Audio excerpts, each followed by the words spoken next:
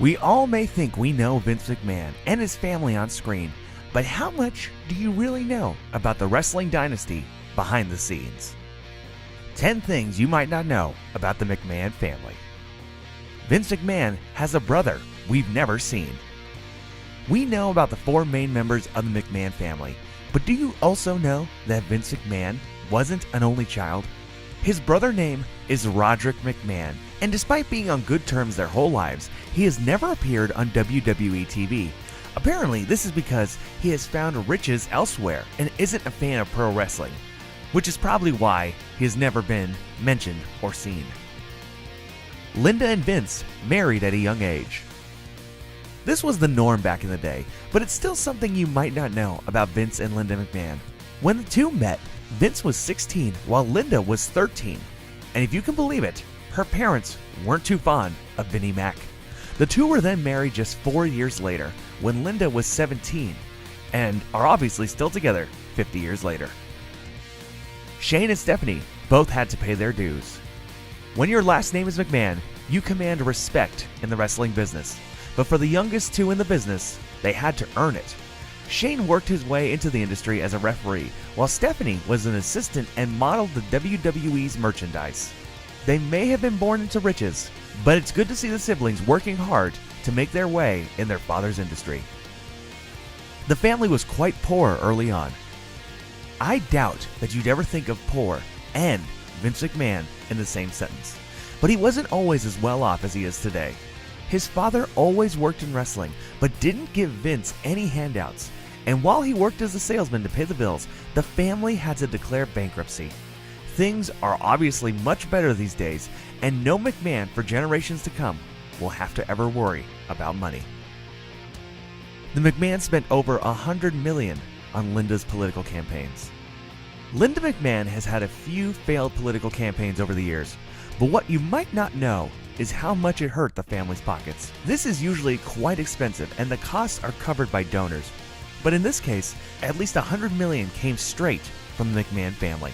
This is the record for the most expensive campaign in history, and beats out a presidential campaign for that spot, which are historically much more expensive. Shane practically raised Stephanie. We all know what a hectic schedule the WWE stars take on, so can you even imagine how hard it would be running the WWE? This had Vince away home more often than not, and allowed Shane and Stephanie to grow very close at home. Obviously, Vince and Linda were major influences, and certainly not absent from their lives. But when it came to the day-to-day stuff in Steph's early years, her biggest influence was definitely Shane. Vince is open with Linda about infidelity. If you're a longtime wrestling fan, by now you should know that Vince McMahon is one crazy SOB. So how have he and Linda stayed together so long? With his company employing many beautiful young women, he has not been able to resist such temptations. But he is open with his wife about all of this. I guess knowing each other for so long has given the two a bond that will never be broken. Vince McMahon once lost $350 million in one day. When CM Punk said Vince McMahon is a millionaire who should be a billionaire in his famous promo, he wasn't wrong, and this proves it. He has lost and earned a lot of money in a short time, but this day in 2014 was the worst of it. On this day, the WWE stock plummeted, and when it was all over, McMahon had lost $350 million in 24 hours, knocking him out of the Billionaires Club. Shane left the WWE to save his relationship with Vince. Working with someone who also happens to be your father could get hard at times, and in 2009, Shane McMahon had decided to pursue other ventures. This wasn't because there was heat between the father and son.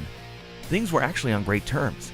The reason he did this was to preserve the relationship, as he felt that too much of each other would ruin it.